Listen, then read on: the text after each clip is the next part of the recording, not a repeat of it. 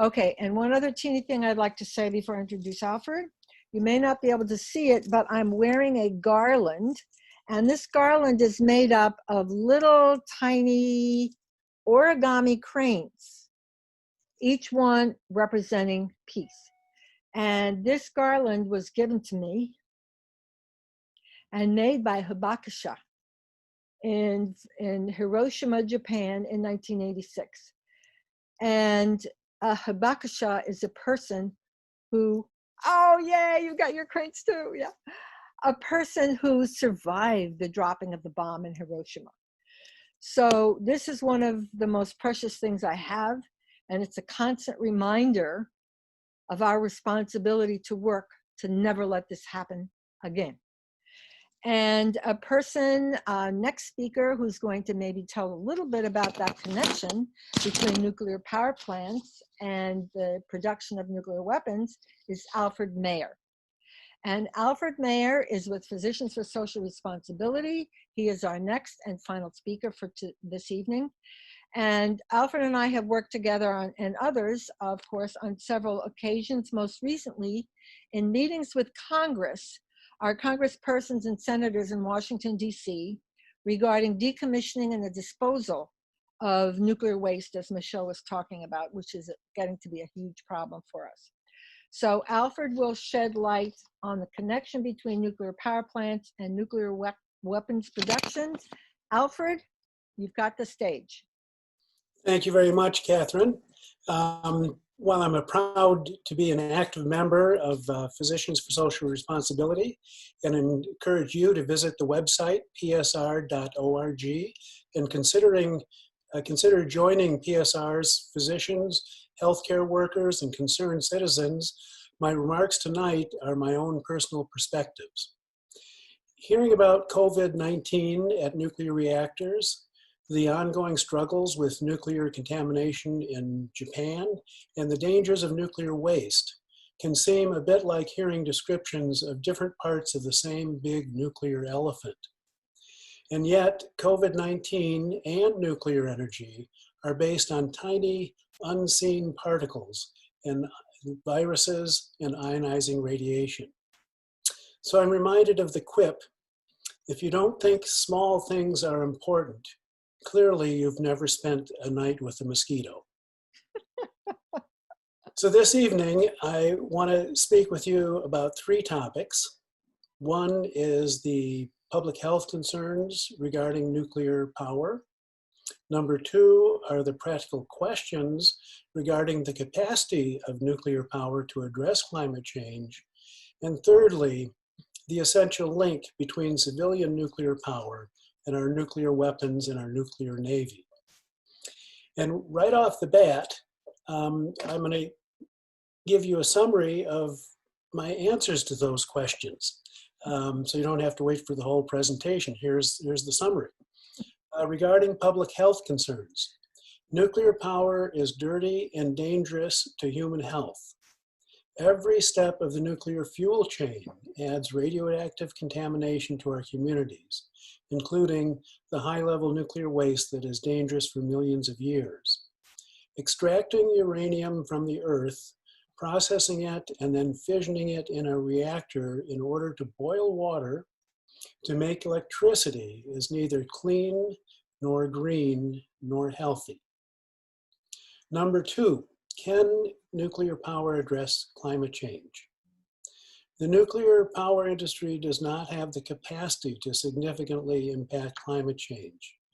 They can't build enough reactors fast enough to address climate change, especially if you believe that we have only a few years in which to make big changes.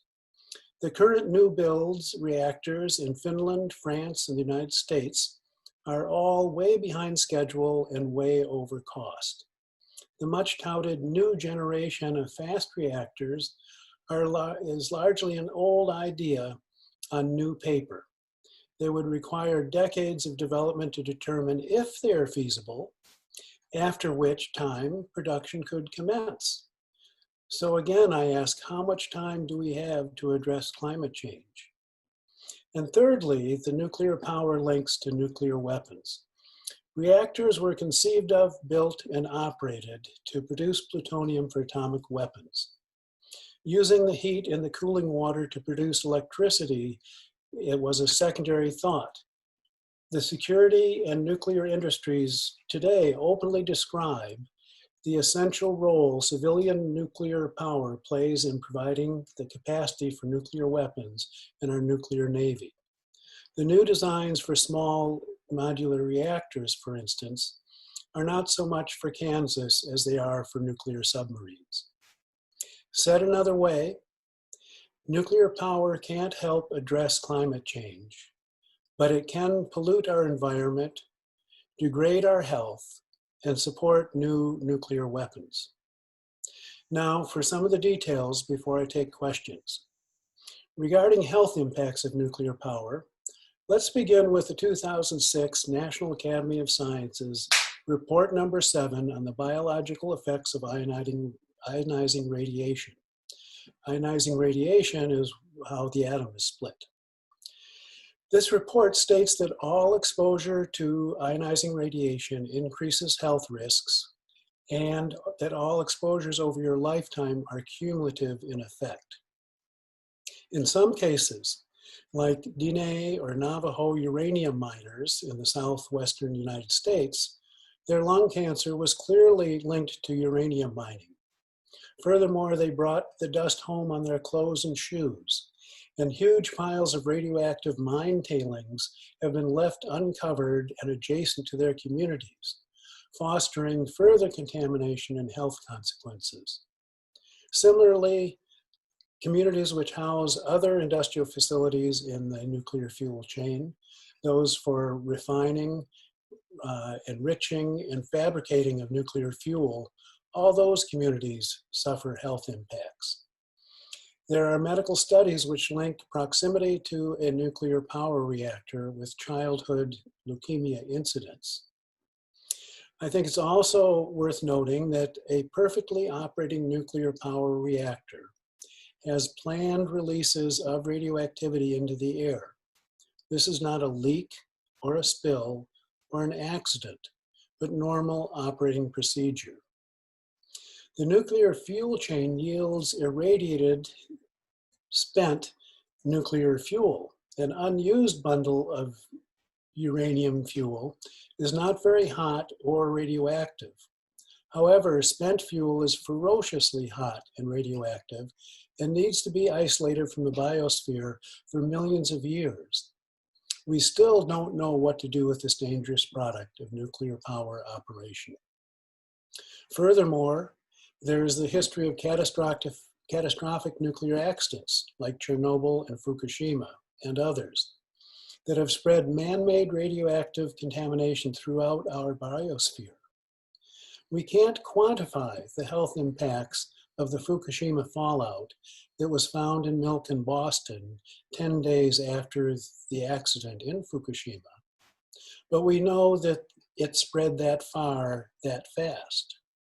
And we know from the earlier statements that all exposure has risk and that it is cumulative in effect. Thus, I conclude that nuclear power is a dirty and dangerous source of electricity. It is bad for our health. But, you might ask, won't it give us low carbon electricity that we so desperately need now to combat climate change? Maybe we should accept the downsides because of what nuclear power can do for us. No. The nuclear power industry cannot build enough reactors fast enough to help us with climate change. The 2 new reactors at the VC Summer site in South Carolina were canceled in 2017 after 10 years of construction and $9 billion of ratepayer money being spent. Plant Vogtle Reactor 3 in Georgia is struggling to meet revised completion schedules, and European reactors are experiencing similar problems. Hinkley Point C reactor now has a price tag of $28 billion and is at least 5 years from completion.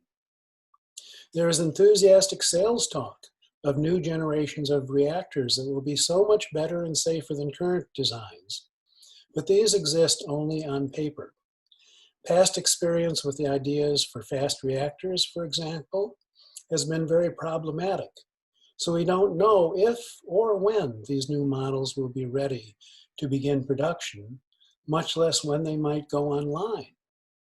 Once again, I ask, how much time do we have for action on climate change? A number of decades? Or is it really just a few years? Nuclear power, thus, is not available for climate change duty. However, nuclear power academic and industrial infrastructure support and facilitate nuclear weapons production, as well as the nuclear navy. It is not very socially acceptable to advocate for lots more atomic bombs, but solving climate change with the nuclear power sounds pretty good. Nuclear power and nuclear weapons share much of the same industrial infrastructure, with nuclear weapons being a specialized application of nuclear technology. Ernie Moniz, who was President Obama's second Secretary of Energy, in 2017 published a report detailing how national security, by which he means nuclear weapons, depend on the civilian nuclear power infrastructure. You can find this report on the Energy Futures Initiative website. On the Nuclear Energy Institute's website's page on security, it makes a similar claim that, and I quote, "A strong US nuclear energy industry is essential to our national security," unquote.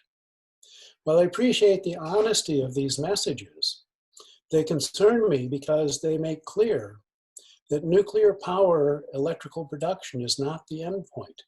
Rather, the nuclear power goes into the production of nuclear weapons. The role of nuclear weapons in our national security is not the topic of tonight's discussion, so I will not go further than to say that nuclear weapons, like climate change, are existential threats to our existence here on Earth, and that even a small nuclear conflagration,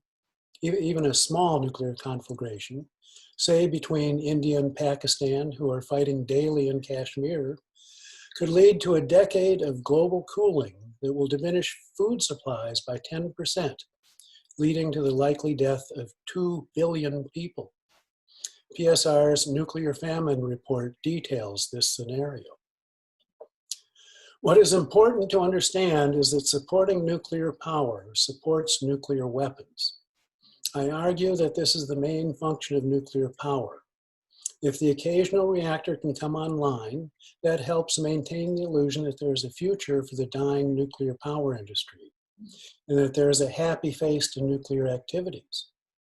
President Eisenhower's 1953 speech at the United Nations about atoms for peace was an attempt to give nuclear endeavors a bright, beneficial side after the horror of the bombings of Hiroshima and Nagasaki.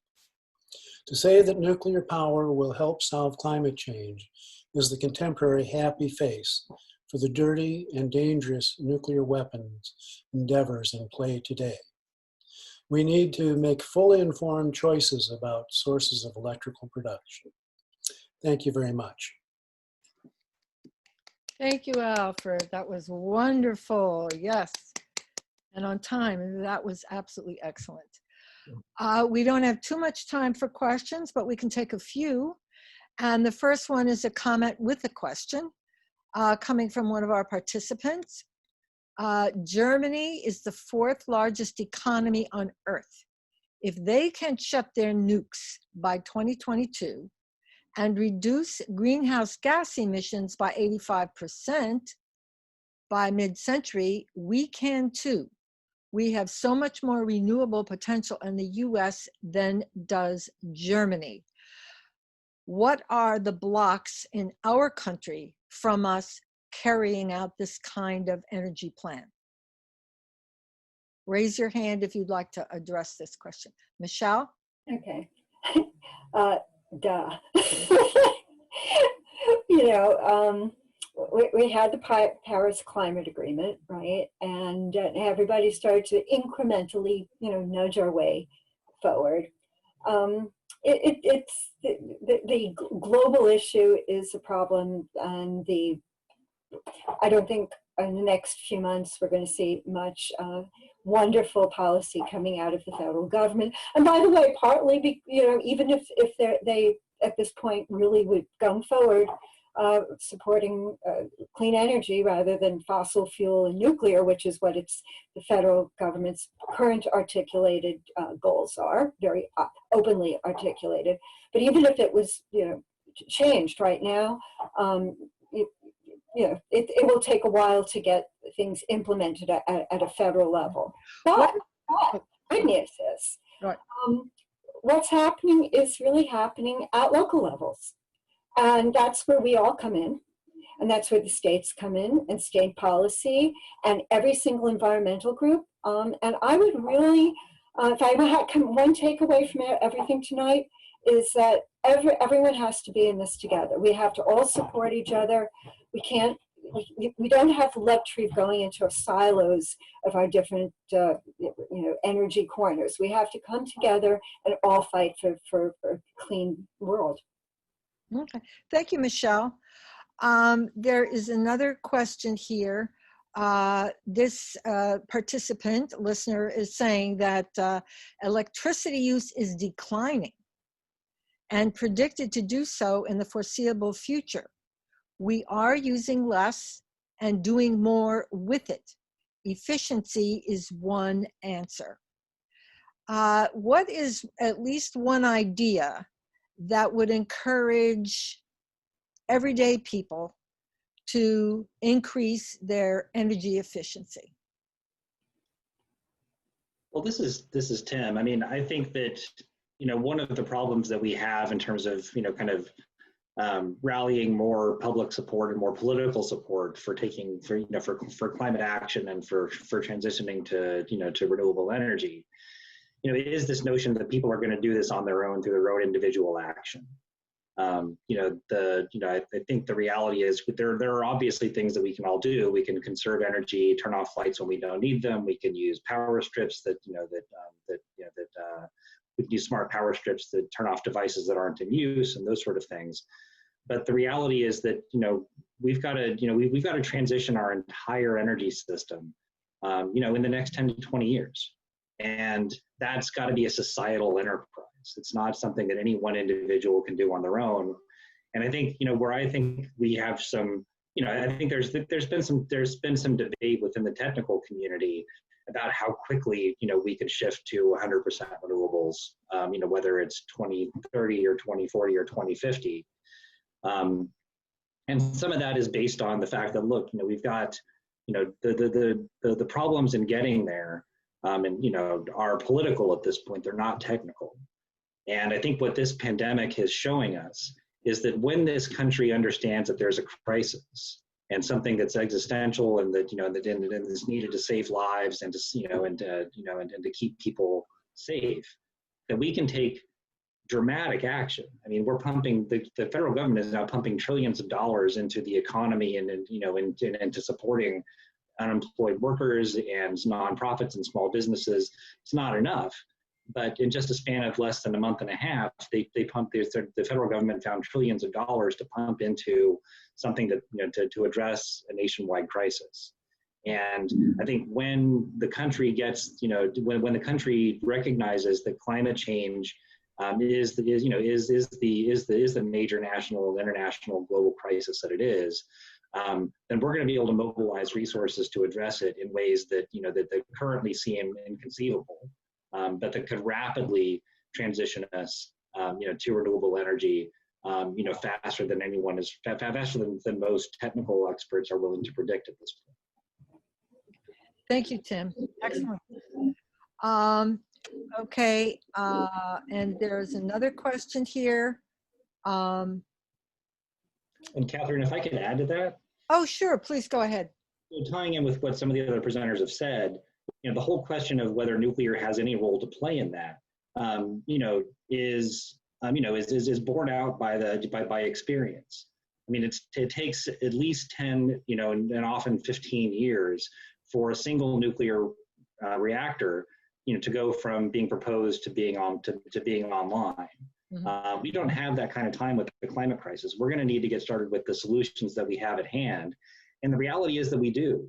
I mean, Texas in the last 10 years or 15 years has brought more wind power online, twice as much wind power online in Texas than it has in nuclear power plants. Wow. And it did that, almost twice as fast as it took to build those nukes.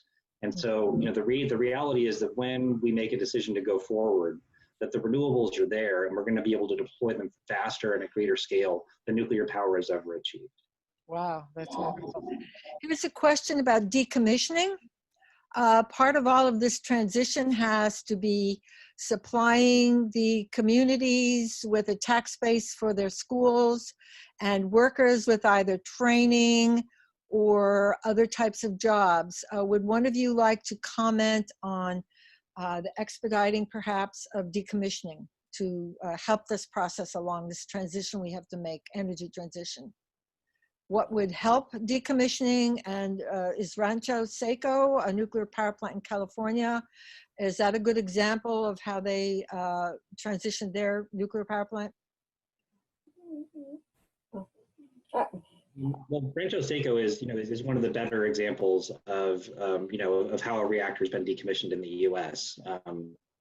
When Rancho Seco closed in 1989, the utility didn't have enough of a decommissioning fund built up to do the job. And so they did something that's actually relatively unique in the industry's experience, but they planned a really deliberate decommissioning where they kept about half the workforce employed at Rancho Seco for over 10 years to really plan the decommissioning work really carefully. They did a lot of site surveys of the contamination. They did a lot of examination of the buildings and the components and the systems of the reactor.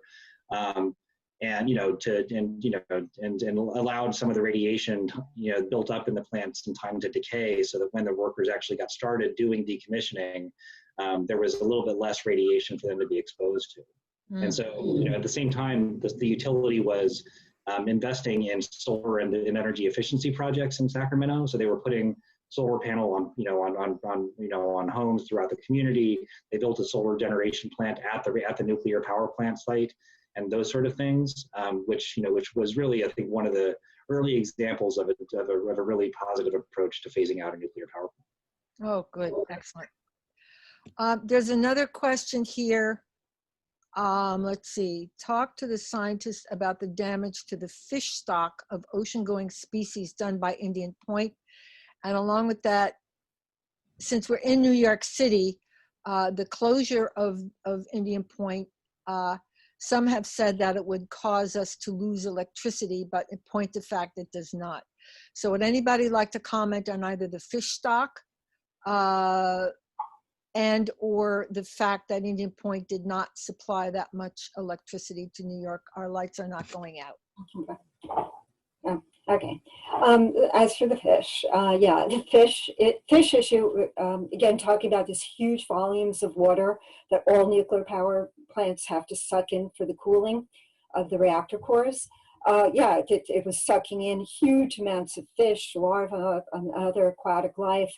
And that was one of the reasons that New York State denied Indian Point a coastal certification for relicensing. It was one of the actually levers New York used to sort of nudge Indian Point towards its due retirement.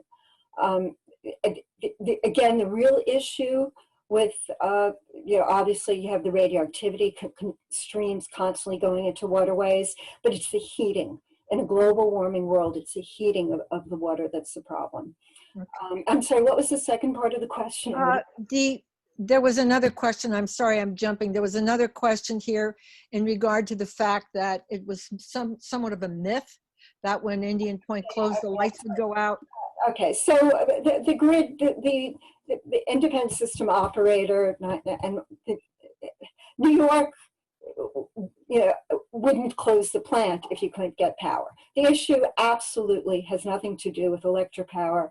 The issue, and it's a valid issue, it isn't even about replacement because it's already been replaced. The issue is about what are we going to do going forward in the state and in the region and in the nation and in the world for accelerated movement towards cleaner, less carbon, cheaper power. And a real key point to be aware of that I forgot to mention before, but I want to get in there, is that in the last decade, the cost of renewables, the trajectory is that way, and the cost of power cost for nuclear is that way. And also renewables and efficiency technologies and battery technology that have rapidly, as they've gotten up to scale and had more, scientific focus, have really become much more efficient and effective, whereas nuclear is absolutely flatlined for decades. There's been really nothing. They're always coming up with PR, oh, the next great, new kind of thing is right around the corner. That's nonsense. And one other thing I just want to add to what Alfred said about the small modular reactors. Small modular reactors, the United States has acknowledged in just this year, is because they want to be able to have little bits of energy for military deployments. Mm-hmm. China and Russia are pouring money into those so that they can do drilling for oil and gas in the Arctic Ocean. Mm-hmm. So you come, again, this is, the industry is not a clean energy industry, and fossil fuel and nuclear are the same industry, not different industries. Thank you, Michelle. Before we have our final thank yous, I think that was our last question. Oh, yes, I was wondering, here we go, if you'd like to all take a look at 75% of our listeners were on the East Coast, 2% were in another country. Nuclear power plants in our state, participants with 1 to 3 is 46%, 4 or more 44%, don't know 10%. Wow. So people are aware. That's encouraging. 3, are you aware of the fact that nuclear power through its fuel chain produces substantial quantities of greenhouse gases? 78% said yes, 22% said no. Are you aware that from the beginning of the nuclear power life cycle to its end, it is highly carbon producing, dirty, toxic to people, plants, animals, its radioactivity in the soil, water, and environments lasting for thousands of years? 84% said yes, 16% said no. Many nuclear power plants in the United States are aging and ready for closure and decommissioning, yet there is no safe way to dispose of spent fuel. True, 96%, false, 4%. Transporting spent nuclear fuel and or nuclear waste is dangerous. 98% said yes, 2% said no. Nuclear waste dumped in regular dump sites will not harm people or leak into the air, soil, and water. 12% said true, 88% said false. As both nuclear and fossil fuel power emit carbon and greenhouse gases, wise climate solutions are more energy efficiency and renewable energy. 94% said true, 6% said false. 2 more questions. The nuclear industry controls the NRC, that is the Nuclear Regulatory Commission. 82% said true, 18% said false. Last question. I am a person who seeks to sort fact from fiction. 100% said yes. Wow, that's really wonderful. So unless, okay, we can stop sharing. Okay, so if each of you had 1 sentence that you'd like to leave your audience with, we'll have that, and then we'll have our thank yous. 1 sentence. Let's do the reverse order. I hope I'm not putting you on the spot, Alfred. 1 sentence of something you'd like to leave our audience with. I think that we all need to express what we know about these topics to our elected officials. I think that to facilitate the political will to move in the direction for a good future. Thank you, Alfred. Michelle, 1 sentence. Nuclear workers are not our enemies. They are our neighbors. They're our community members, and we will support them. Thank you, Michelle. Wonderful thought. Mari? Thank you. As long as we have nuclear facilities in our communities, nuclear disaster could happen. Thank you, Mari. And closing comments, Tim, a sentence for our audience. Well, nuclear power is too dirty, too dangerous, too expensive, and too slow to be a solution to the climate crisis.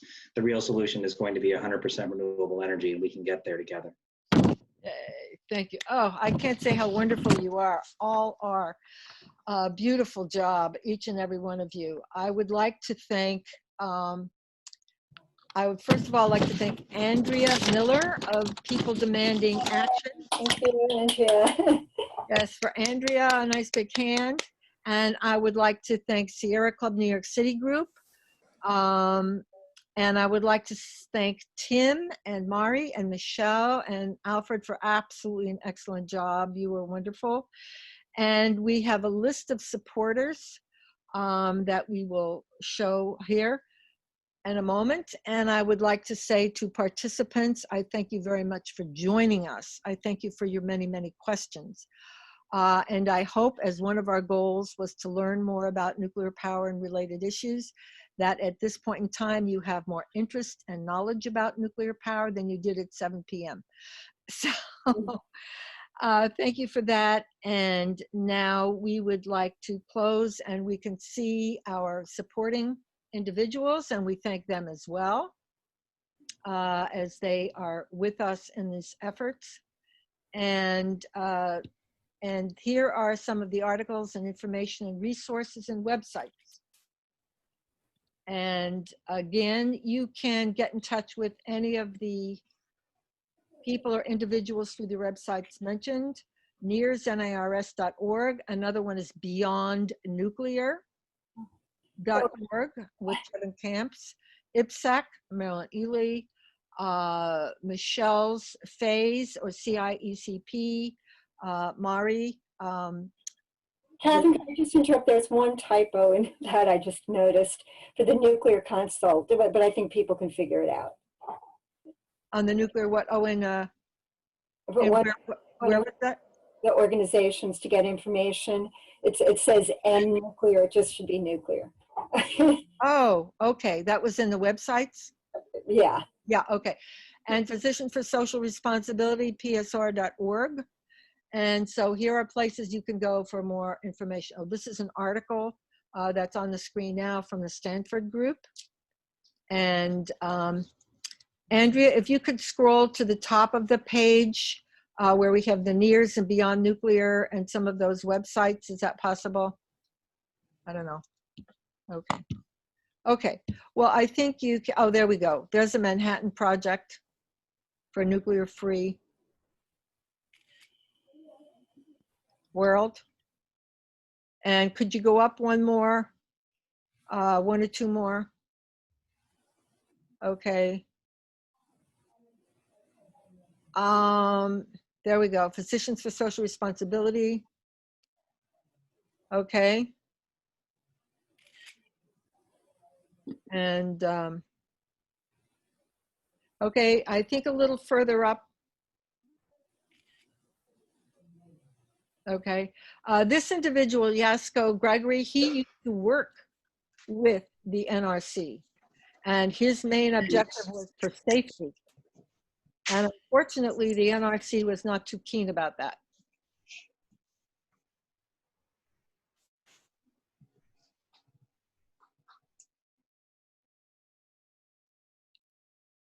So there's a lot of information here, a lot of links and websites where, as your interest may have been piqued a little by this event, you can get more information. And the main ones, again, for nuclear are NIRS, NIRS.org, and Beyond Nuclear. And anybody have anything else? I think that's it. Thank you very much, everybody. I give you all a wonderful hand. Great job, everybody. Good job. Yes, thank you.